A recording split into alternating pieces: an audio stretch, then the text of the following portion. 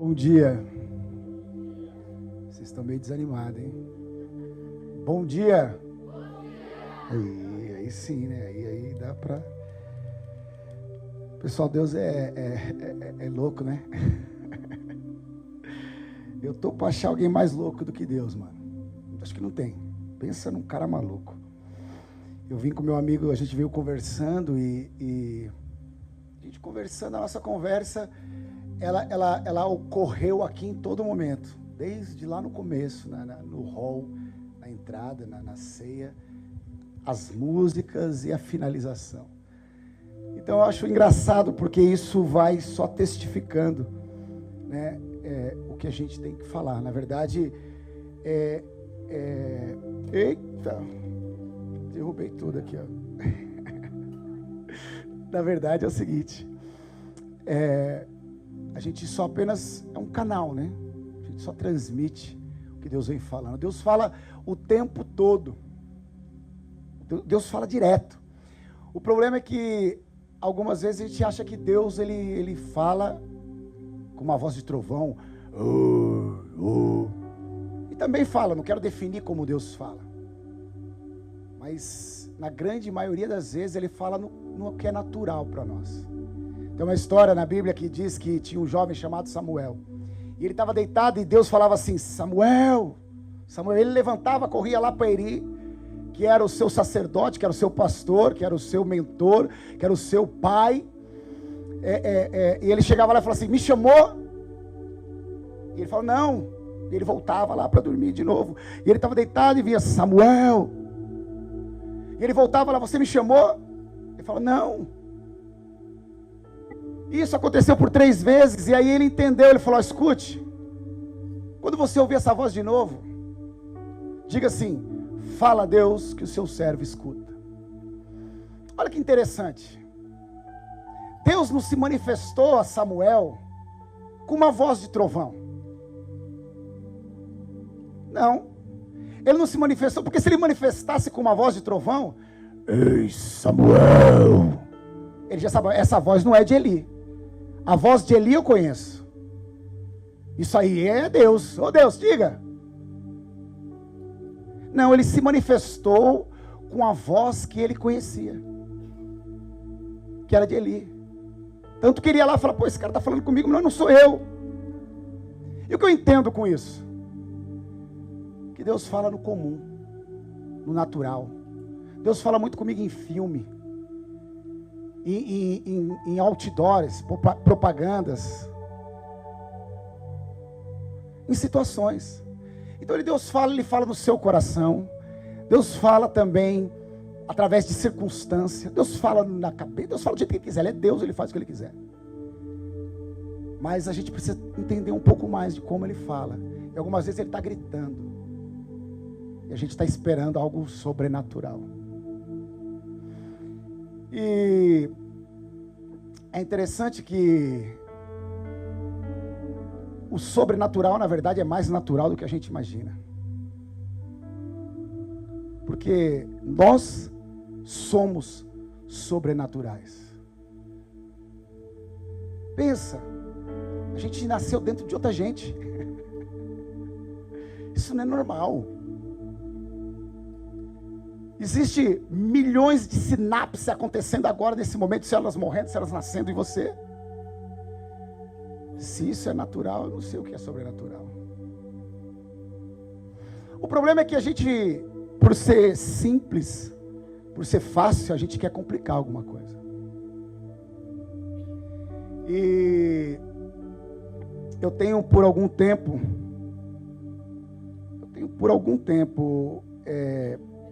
pensado bastante nessa questão de qual a vida perfeita, qual o padrão de vida perfeita, o que eu estou fazendo aqui, o que eu vim fazer aqui, mano? Qual é o objetivo? A gente nascer, viver 100 anos, 80, 200, sei lá, e morrer? E qual que é a ideia? Acumular riquezas? Não, porque as riquezas ficarão. Qual que é a ideia? Qual que é o padrão? E aí como eu vou padronizar uma vida perfeita? Qual que é o gabarito da vida? Cada ser humano é um mundo. A gente está aí nessa briga, nessa discussão de ideologia de gênero. Ai, meu Deus. A Bíblia diz o seguinte: criou Deus o homem, vírgula, macho e fêmea os criou. Ou seja, primeiro Deus cria a espécie humana, depois veio o gênero. Então, em primeiro lugar, você é uma espécie humana. O gênero é outro detalhe. Outro detalhe. Outra história. E nessa espécie humana, qual o foco? Qual o objetivo? Como viver? Se você pegar um caroço de laranja e colocá-lo numa terra, vai nascer um pé de laranja. Dentro daquele caroço de laranja existe caule, tronco, folha, fruto, tudo para nascer um pé de laranja. Nós estamos no topo da cadeia evolutiva. A Bíblia diz que nós somos a coroa da criação, ou seja, o que Deus fez de melhor. Se um caroço de laranja que a gente come, cospe, joga no lixo, tem tudo o que precisa para ser um pé de laranja, você acha que em nós falta alguma coisa? O problema é que somos um caroço de laranja plantado numa plantação de jabuticaba, querendo dar morango, cuidado por um apicultor que quer tirar mel da gente. Imagine um pomar de frutas cítricas. Está lá a acerola num canto, olhando para a laranja bonita, amarela. E ela diz: não dei certo na vida. Eu não vinguei, olha aqui, eu sou pequenininho, rugadinha, vermelhinha. E olha a laranja, que bonita, amarelona, lustrosa. Porém, uma acerola equivale a 10 laranjas em termos de vitamina C. Imagina então a jabuticaba olhando para a jaca. A jabuticaba está ali pequenininha, a jaca grandona, jacão. E aí a jabuticaba fala assim: não dei certo. Olha o tamanho da jaca. E eu estou aqui. Aí ela olha para a melancia. E a melancia fala assim: não, jabuticaba, desça daí. Venha para o chão que você vai crescer igual a mim. E a jabuticaba desce, e o que acontece? Ela morre. Será que um pé de banana ele se esforça para dar banana? Imagina uma bananeira. Eu vou dar banana. Vai banana. Sai. Vai. Sai banana. Será que é assim? Não, é natural. Ele é uma bananeira. Ela faz assim, ó. Dá uma banana. Normal. Simples. O problema é que a gente, de repente, está tentando ser aquilo que a gente não foi feito para ser.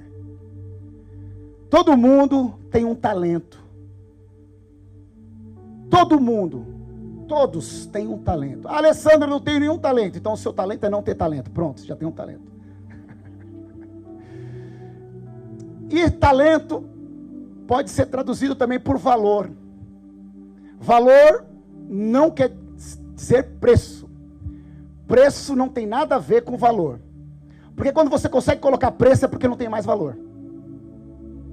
Como assim? Me venda sua mãe. Coloque um preço nos seus filhos. Coloque preço no seu pai, na sua mãe, na sua avó. Coloque preço na sua vida. Existe coisa que não tem preço. Por quê? Porque tem valor para nós. A partir do momento que eu consigo colocar um preço, ela não tem mais valor. E os nossos valores são aquilo que somos. O valor de uma jabuticaba é ficar no tronco do pé de jabuticaba. O dia que ela negociar o seu valor, olha que interessante. Você tem um valor. Eu tenho valor. Todos temos valores, ou seja, talentos. Porém, o sistema é mau, mas minha turma é legal. Olha só que interessante. Quando você negocia o seu valor, para quem você negociou é que vai colocar o valor agora para você. Como assim? Vamos entender. Imagina se um jovem, uma criança, começa a chutar a bola e de repente ele chuta a bola e quebra a vidraça do vizinho. E o pai dele, com uma cinta, dá uma surra nele. Você está louco? Não vai jogar mais bola. E esse menino, e o pai dele tem um comércio, sei lá, e ele vai trabalhar com o pai. Mas vamos imaginar outro cenário. Esse menino chuta a bola e quebra o vidro. E o pai dele fala assim: Neymar, não chuta para lá, chuta aqui. Conseguiu entender, queridos? Vamos supor que o talento que você tem é para ser um flautista. Toca flauta. Você nasceu para tocar flauta. O sistema vai falar para você assim: você quer ser um flautista? Tudo bem. Mas você vai se ferrar, mano. Não vai ser fácil você viver como flautista. Porque eu preciso de médico, preciso de engenheiro, preciso de vendedor, eu preciso de professor, eu preciso de advogado. Flautista eu não preciso. Estão entendendo? Imagina um jovem que vai para a escola e começa a desenhar o que a professora fala. A professora pintando o quadro, ele desenha. Ele vai para a educação física, os amigos jogando bola, ele fazendo desenho. A mãe, na hora da janta, colocando comida, ele desenhando a mãe. E aí os professores chamam os pais e falam: ó, Salvador, ele só pensa em desenhar, você tem que conversar com ele. E o pai de Salvador, ao invés de brigar e reprimir, investe no filho. E Salvador se transforma em Salvador Dalí, um dos maiores pintores da história. Cada um tem um talento. O problema é que quando a gente não consegue desenvolvê-lo, a gente negocia os nossos valores. E aí quando eu negocio o meu valor, eu vou ter que caminhar segundo o valor de quem comprou. Um exemplo, eu vou negociar meu valor para o sistema então. E o meu valor é ser um bailarino, um músico, um artista. Só que como arte é difícil viver, eu vou ser um administrador, um executivo, um empresário. Só que agora, por eu ter negociado o meu valor, eu vou viver agora por resultados. Eu vou caminhar por resultados, porque agora, se eu não sei mais quem eu sou, eu preciso provar agora. Então eu preciso provar como? Com resultados, com targets, com tabelas, com projetos, com planos. Estão entendendo o que eu estou dizendo, queridos? E aí quando eu começo a viver por resultados, o meu happy hour é sexta-feira. Ou seja, o meu dia feliz é na sexta-feira. Eu não vejo a hora de acabar a semana para eu ficar feliz. Segunda-feira é a desgraça. Domingo eu já começo a entristecer. Ei, pera lá. Então você é uma laranja querendo dar jabuticaba, por isso que está ruim. Porque o seu dia feliz, o seu happy hour tem que ser segunda-feira. Eu não vejo a hora de estar lá fazendo o que eu tenho que fazer.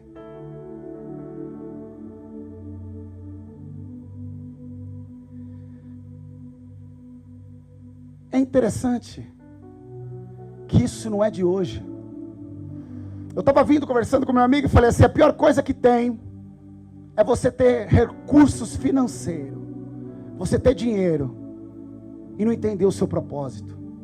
Porque quando a gente não tem dinheiro, a gente coloca a culpa no dinheiro. E é moleza colocar a culpa no dinheiro. Ah, mas se eu tivesse dinheiro, eu ia fazer isso, ia fazer aquilo, eu ia para lá, eu ia para cá. Ah, se eu ganhasse na Mega Sena. A gente vive na esperança. Porém, quando eu consigo fazer o que eu quero me mata. Prazer é bom e nós fomos feitos para ter prazer. Quando Deus criou o homem, Ele coloca o homem no Éden. E a palavra Éden em hebraico significa prazer. O homem foi criado com um propósito, e cumprir o propósito de Deus dá prazer. Por isso eu não entendo o propósito, eu vou atrás do prazer, porque isso é intrínseco em mim. E todo mundo que tem um grande propósito é viciado em prazer. Quanto maior o propósito, mais necessidade de prazer você tem. Por isso que eu fui por muitos e muitos anos viciado em sexo, drogas e rock and roll. Porque eu não entendi o meu propósito. E hoje eu entendi. E qual que é, Alessandro? Falar. não é o ser ouvido. Porque eu tenho valores. E algumas vezes, quando você tem valores, você vai perder. Você nunca, você não vai sempre ganhar. Por quê? É na nossa diferença que a gente existe. A igualdade, ela é injusta. Porque se todo mundo for igual, quem eu sou? Sou você, ou você é ele, ou ele é ele? Nós só existimos porque somos diferentes. Olha que interessante. Nós fomos criados então para quê? Para manifestar virtudes.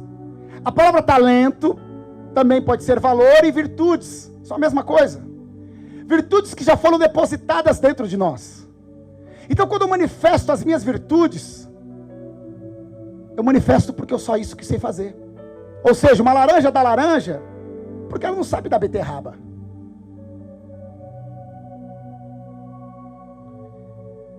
Porém, algumas vezes eu não estou manifestando virtudes. Eu estou realizando trabalhos. Estou negociando os meus talentos. E quando eu negocio os meus talentos, quando eu ajo sem entender o propósito, eu quero retorno. Eu presto serviço. Então algumas vezes eu estou prestando serviço e não manifestando virtudes. Algumas pessoas falam assim: eu sou chamado para dar alguns cursos. E tem cursos que eu vou dar, que eu chego lá e falo sexta-noite, sábado de manhã, sábado à tarde, sábado à noite.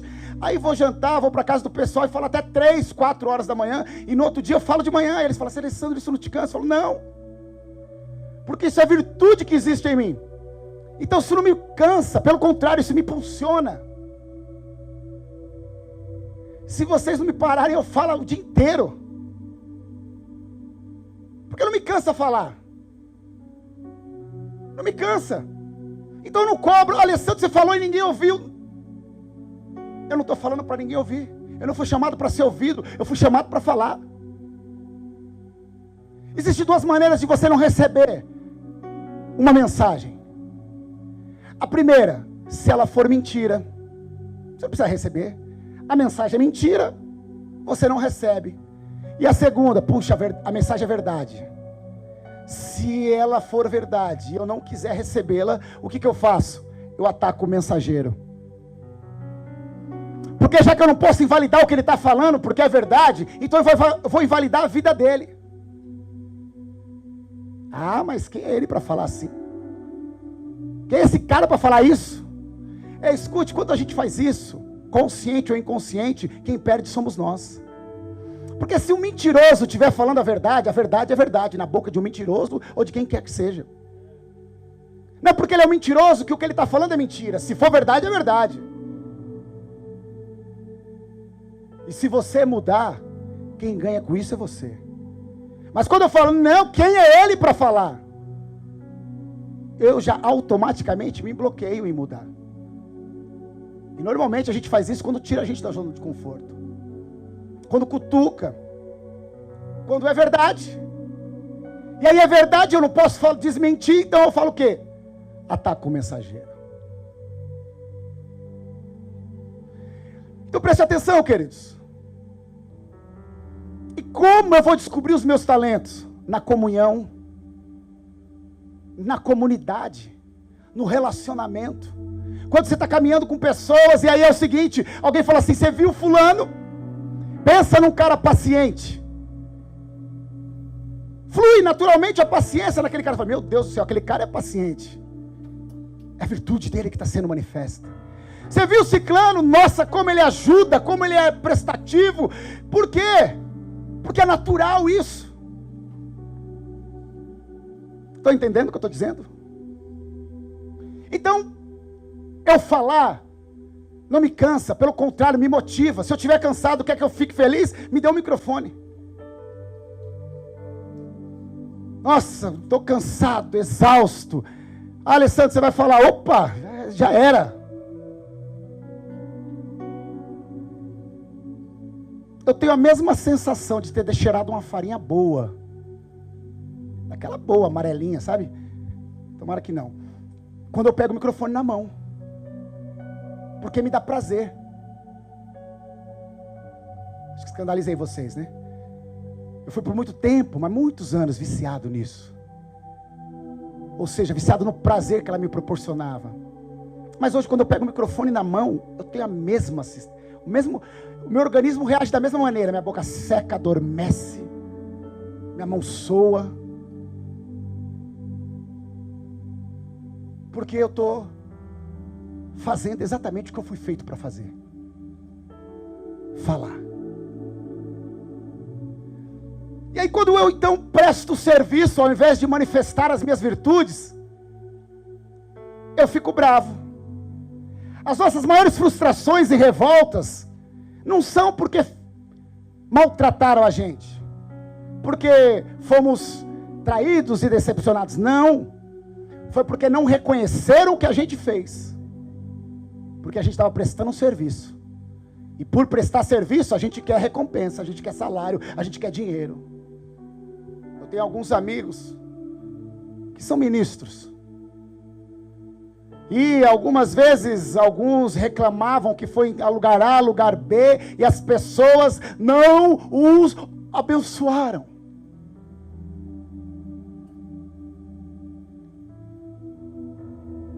Espera lá, então você está prestando um serviço, é isso? Porque se você está manifestando uma virtude, independente do resultado. Ou uma banana reclama porque ninguém parabenizou. Oh, parabéns para esta bananeira. Oh, glória seja o pé de laranja. Não. É natural.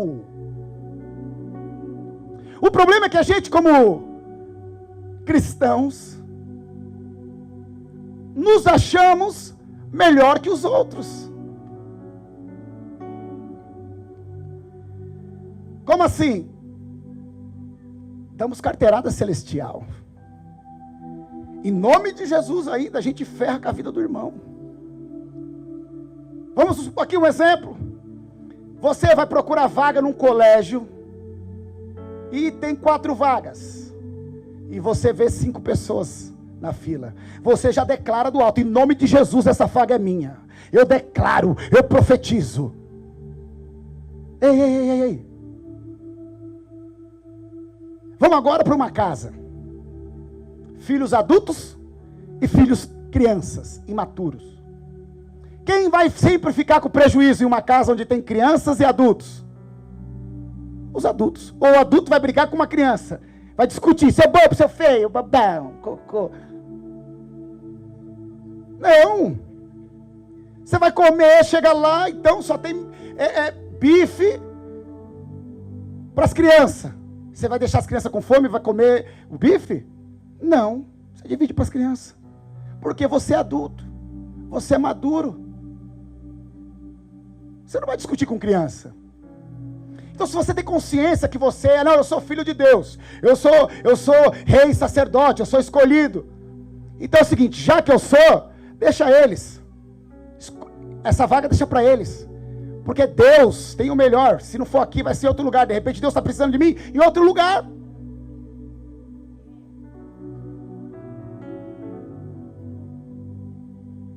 Uma fila de crente, a briga tinha que ser para mim que ia ficar no final da fila. Vai lá, irmão, pode, não pode você. Só que a gente agora com carteirinha e vem dar carteirada celestial em nome de Jesus. Em nome de Jesus, eu sou cabeça e não cauda. Eu vou comer primeiro.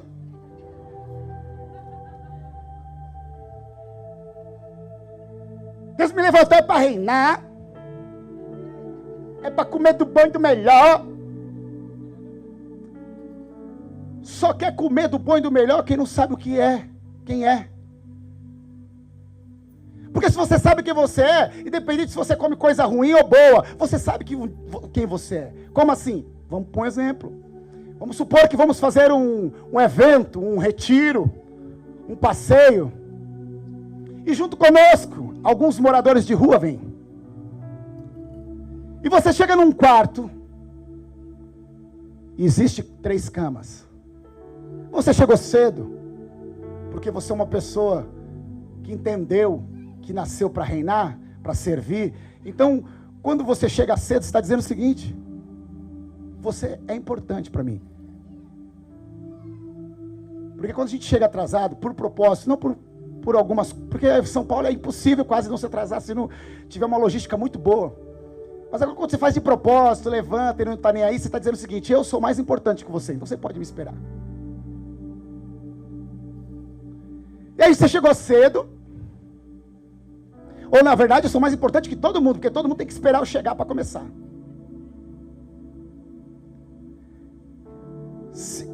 Colocou a sua mala numa cama e saiu para dar uma volta.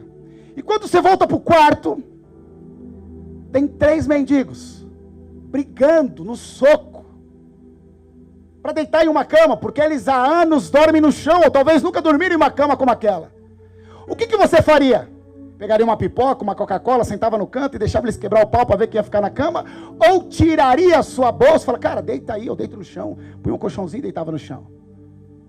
Provavelmente você tiraria a sua bolsa, colocaria um colchão no chão e deitaria lá. Por quê? Porque você dorme todo dia na sua king size, com um lençol egípcio, sabe aquele... Oh, Jesus, coisa linda. Então para que você vai querer brigar porque tem uma caminha velha lá? Né? Você sabe que você vai sair dali, vai tomar banho aquela sua ducha corona, o banho de alegria, o sonho de água quente, né? Você vai tomar banho lá. Você vai deitar naquela king size.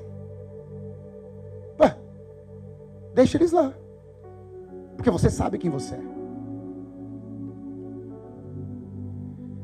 Só quando eu não sei quem eu sou, que eu reivindico a minha prestação de serviço. Olha, eu levanto cedo, eu arrumo tudo ali na Inc, eu coloco a placa, eu coloco isso, eu coloco aquilo. Nunca mencionaram meu nome, nunca me deram muito obrigado.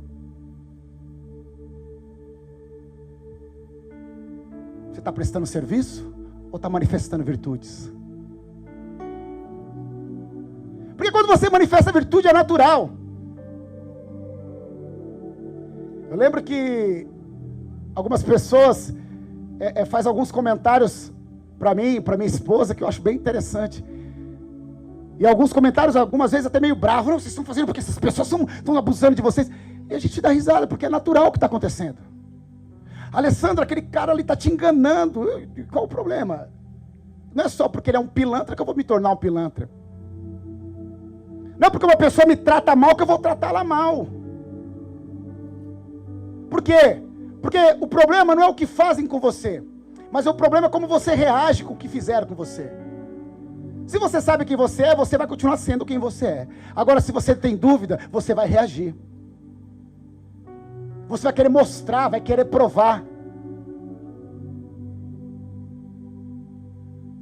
Porque o dia que você precisar provar alguma coisa é porque você não tem certeza dessa coisa.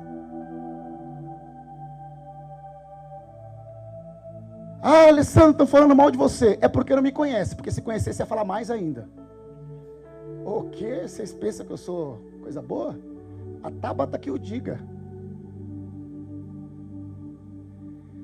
Porém, na verdade, todavia, existe um exemplo para nós, que é Cristo. Cristo não veio mudar nada. Pelo contrário. Ele se relacionou com pessoas e nas quais tinha bandido, tinha cara ignorante, tinha de tudo que você imaginar, prostituta, viado, tinha de tudo. Ele não mudou ninguém. Ah, Alessandro, como? Vamos para a Bíblia. Quando ele foi preso, diz que Pedro sacou de uma espada e cortou a orelha do rapaz, não é isso? Então é o seguinte, olha que interessante. Jesus veio pregar paz e amor, né? Paz e amor, liga lá, né? Cara, não briga, se te der um tapa na cara, dá outra. Se pedir para dar uma milha, ande duas. Se pedir a capa, dá também a túnica. Porém, Pedro andava armado com ele. Porque ele não chegou e falou assim: Pedro, é o seguinte, mano, larga essa espada aí.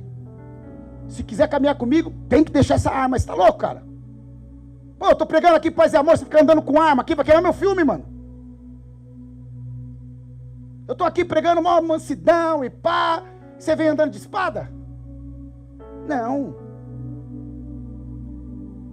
Judas metia a mão na bolsa, roubava ele. Você acha que ele não sabia? Você acha que ele era inocente? Lógico que sabia. Mas ele não estava nem aí.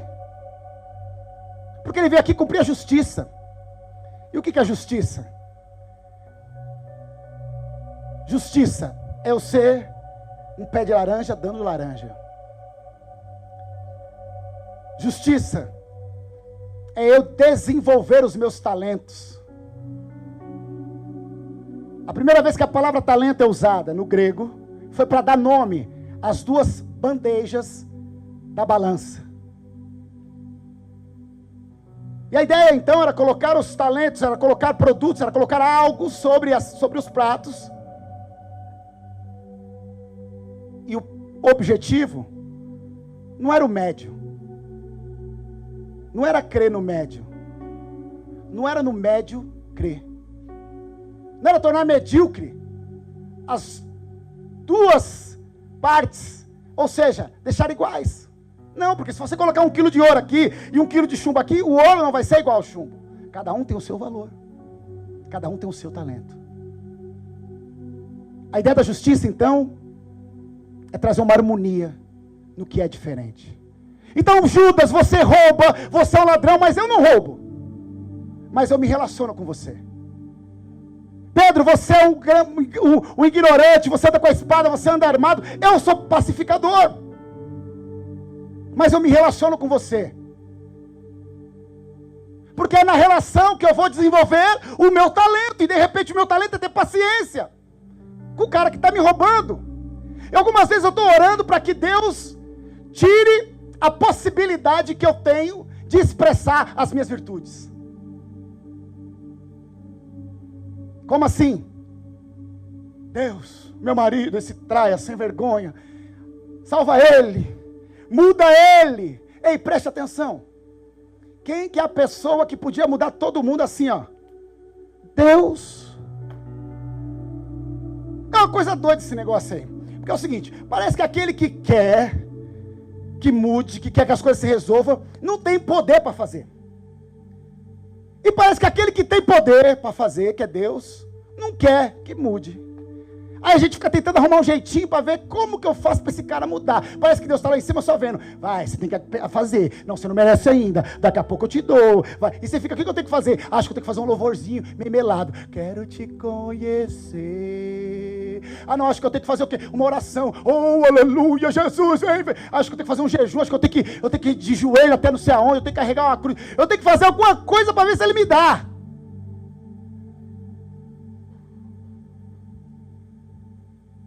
Mas um Deus que recompensa méritos, ele não tem filhos, ele tem funcionários, ele tem prestador de serviços. O meu filho, de vez em quando, um tempo atrás, bastante vezes, pronto, fazem coisa errada. Ele acabou com 3 carros em menos de um mês. E você acha que eu não fiquei bravo? No primeiro, não, filho, glória a Deus, isso aí é material, o pai te dá outro, não tem problema não. Pá, o segundo já, cara, vigia, né, meu, pô, e tal. No terceiro eu já falei, não. Aí já baixou o espírito de crente em mim. O quê? Já crente pentecostal ainda. Já falei, vou fazer um jejum, eu vou orar, quero saber o que está acontecendo. Satanás tire suas mãos daí, isso não pertence a você, não é dominando assim que isso vai te pertencer. E aí é o seguinte, eu estou ali, pai, no mistério, crente. E aí algo fala no meu espírito, no meu coração.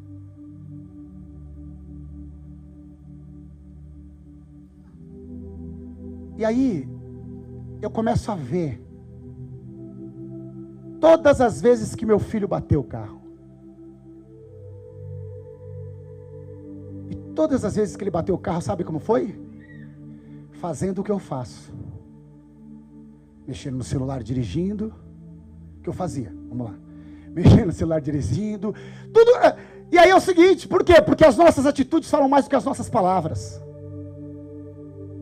Então a minha oração não tinha que ser: Deus, muda meu filho, acampa o seu Espírito Santo, o dia que ele pegar aquele volante, o Senhor conduza. Não. Aí minha oração mudou: Deus, me ensina a ser um bom motorista, para quando meu filho ver eu dirigir, ele copiar e fazer a mesma coisa. Deus, que eu possa ser um bom motorista para refletir o Senhor. Então pare de orar para Deus mudar o seu marido, o seu chefe, seu filho, a sua esposa. Isso é macumba, oração de feiticeiro. Como você quer mudar uma pessoa? Você quer mudar uma pessoa para que fique bem e bom para você. Você sabe se vai ser bom para ela ser do jeito que você quer? Só que nós somos egoístas, então é o seguinte: mude ele para ficar bom para mim. Mas se eu fui chamado para manifestar virtudes e não prestar um serviço, de repente as virtudes eu tenho que mostrar para ele. E nas minhas virtudes, vendo ela, ele pode mudar ou não.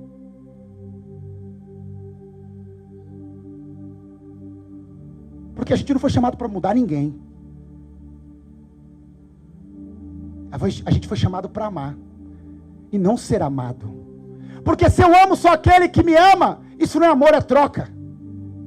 Se eu trato bem só aquelas pessoas que me tratam bem, isso não é amor, é prestação de serviço, é troca. Porque o dia que ela me parar de tratar bem, eu vou tratar ela mal.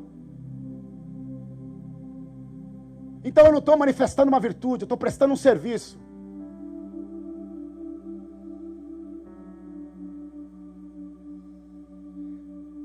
O que é fé? Fé é chamar as coisas que não são como se já fosse. Então eu chamar uma prostituta, um ladrão, um assassino de irmão, depois que ele se converteu, qualquer um faz. O problema é esse, que a gente está pregando ainda para prostituta, para ladrão, para traficante, para viciado. Não. A gente tem que pregar para irmão. Ela não é uma prostituta, ela está prostituta, mas ela não sabe que ela é minha irmã e tem uma família.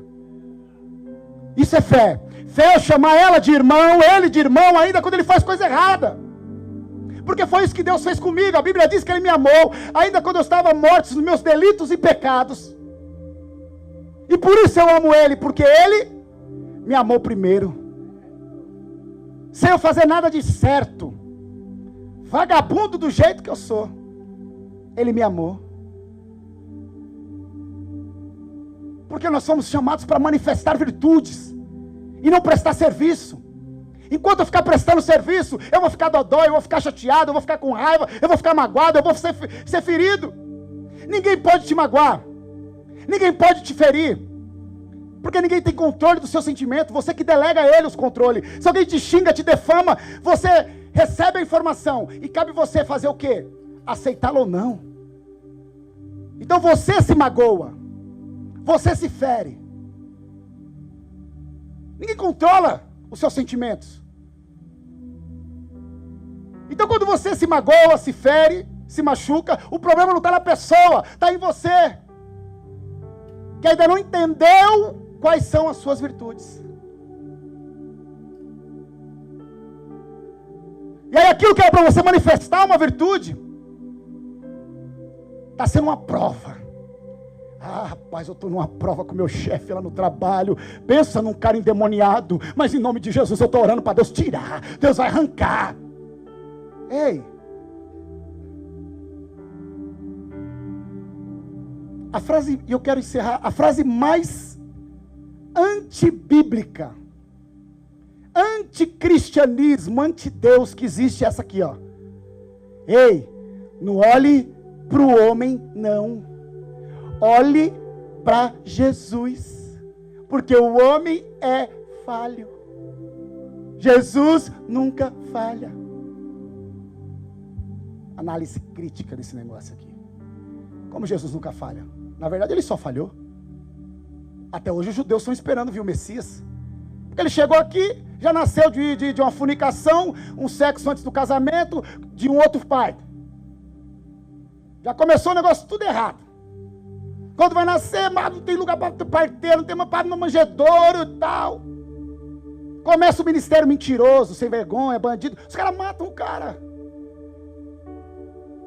Primeiro ele era todo poderoso e ele abre mão de todo o poder. Filipenses capítulo de número 2.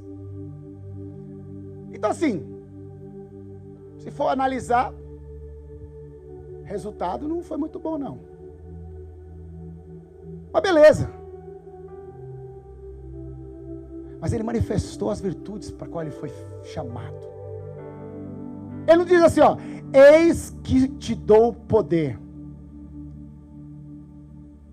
Porque o poder, ele pode ser doado, dado, corrompido e comprado. Mas ele diz, eis que vos dou autoridade. E autoridade, isso você não compra. Isso você manifesta com autenticidade. Você só tem autoridade quando você é autêntico. E você só é autêntico quando você realmente faz aquilo que você foi feito para fazer. Então, queridos, preste atenção. Algumas vezes a gente está lutando com algo que na verdade é o nosso propósito. Eu estou de repente querendo que Deus mude o meu marido, mas na verdade, vamos voltar para a frase agora. Endemoniada, sem vergonha. Não olhe para o homem não. Escute, eu vou ver Jesus aonde então? Pendurado numa cruz? Num quadrinho com carinha de boiola assim, ó. Nada contra, mas assim, aquele quadrinho que fizeram dele lá, pelo amor de Deus, ó, em azul, Jesus diz, ó, azul, cara, que é isso? Loirinho. Nasceu lá no Israel, sol rachando, queimando. Não ia ser loirinho daquele jeito. Nada contra os loiros também, nada disso. Mas é o seguinte, aonde eu vou ver Jesus então? No próximo. No outro. Jesus vai ser manifesto através da vida de alguém. Se você está aqui hoje, é porque um dia alguém te apresentou Jesus. Não falando assim, escute, esse aqui é Jesus. Não, mas vivendo com você, te convidou, te levou, você viu virtudes sendo naturais. Não estou dizendo que também Jesus não pode aparecer para ninguém. Não é isso. Mas eu estou dizendo que você está incumbido de mostrar Jesus para os outros. Por isso que a gente não entende o que é santidade. A gente acha que a nossa santidade vai nos dar benefício.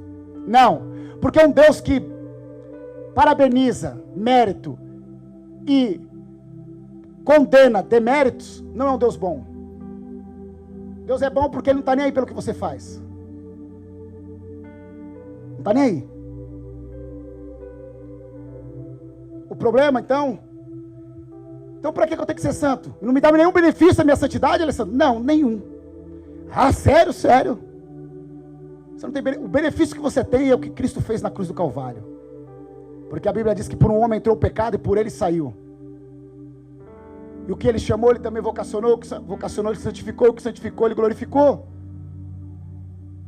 O seu benefício está lá, você já recebeu tudo que tinha direito, que diz a vida e piedade.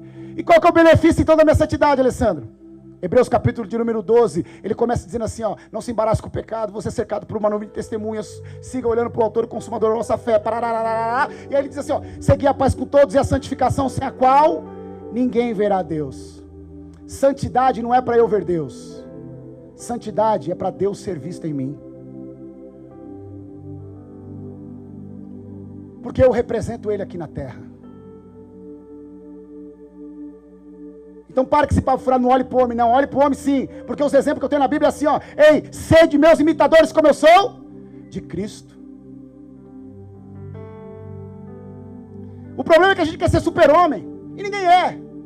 Então é o seguinte, olha o que eu faço, as coisas ruins você não faz, as boas você faz, porque todo mundo erra. É que alguns especialistas da fé se acham o dono da verdade, e aí eles querem se colocar num patamar acima do bem e do mal. Só que de perto ninguém é normal. Todo mundo erra.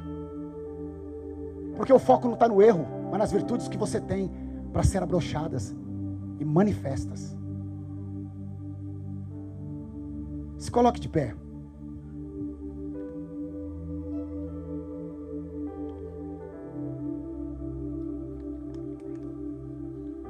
Escute, algumas vezes a gente está lutando com alguns supostos defeitos que temos. Alguns erros que encontramos em nossas vidas, que por estar em alguns ambientes, nos condenamos com isso. Porém, na verdade, algumas vezes você está lutando contra as suas virtudes e os seus talentos. A Bíblia diz que Jesus não veio condenar o mundo, mas sim salvá-lo.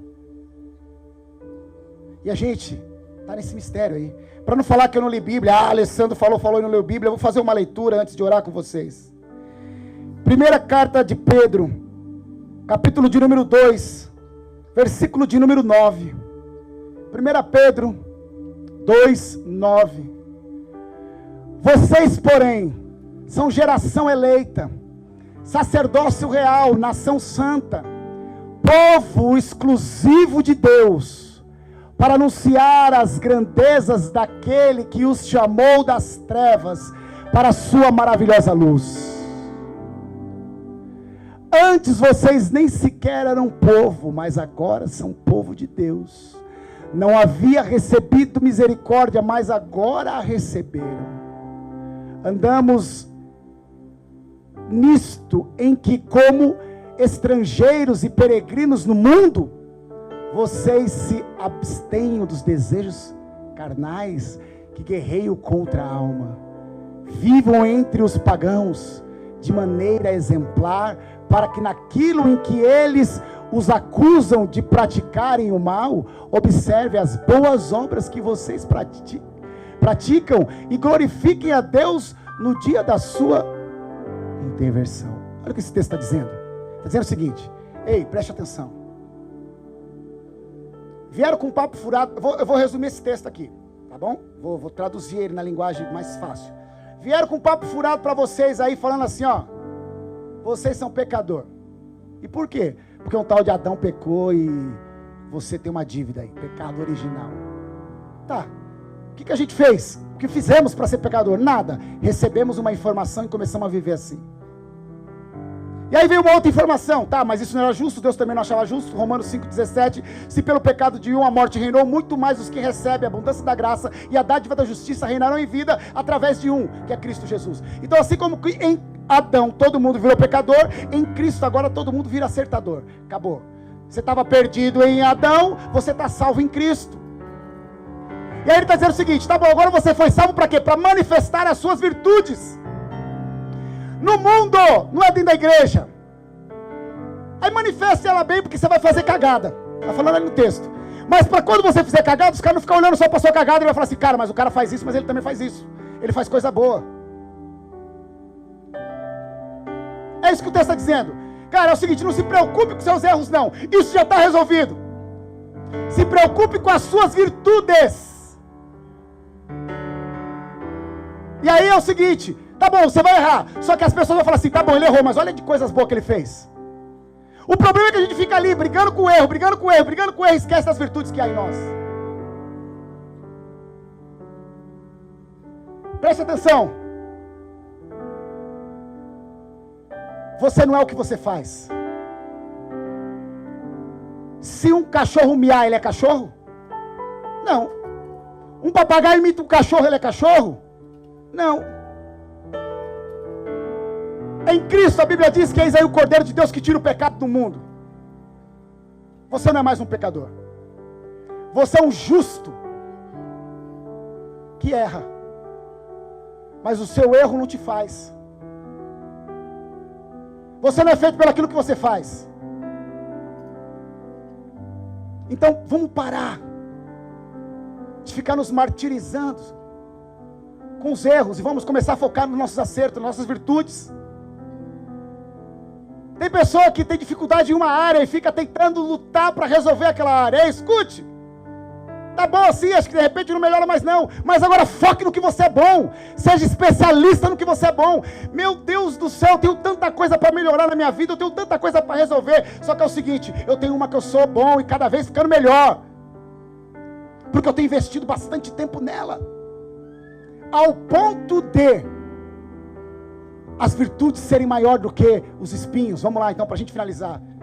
Rosas têm espinho,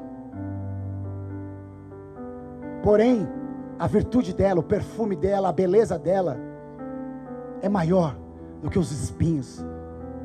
Então a gente coloca camufla, esconde o espinho, tira o espinho. O mel é gostoso, porém existe abelha com ferrão. Mas as virtudes, quando sobressaem, pouco importa os efeitos colaterais. Isso é em tudo. O sol, ele nos dá, ele ativa o nosso organismo para vitamina D. Sol é bom, porém se você ficar muito tempo nele, você queima. Se analisarmos tudo, tem a parte ruim e a boa. Tudo. O que diferencia um remédio de um veneno é a dosagem. O remédio pode curar e pode matar. O que diferencia a sua vida é o seu entendimento. É como você se imagina, como você se entende. E eu quero convidar você essa manhã a mudar a sua maneira de pensar, a mudar a sua mentalidade, a mudar a maneira como você se vê. Feche seus olhos.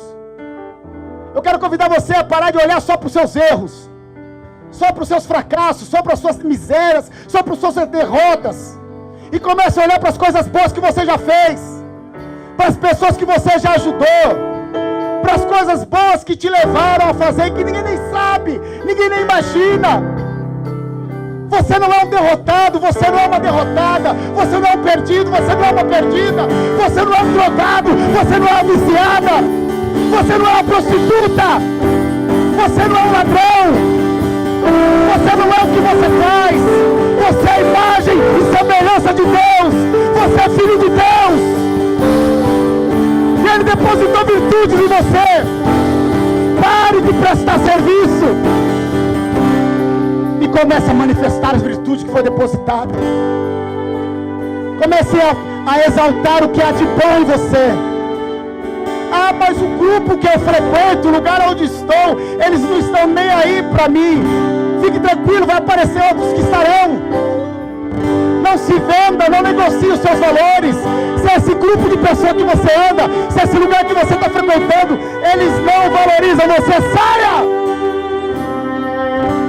E vai manifestar os seus valores em outro lugar, porque você tem um valor. O Espírito Santo habita em você. Se você entendeu isso que eu falei, eu convido você a mudar a sua mentalidade hoje.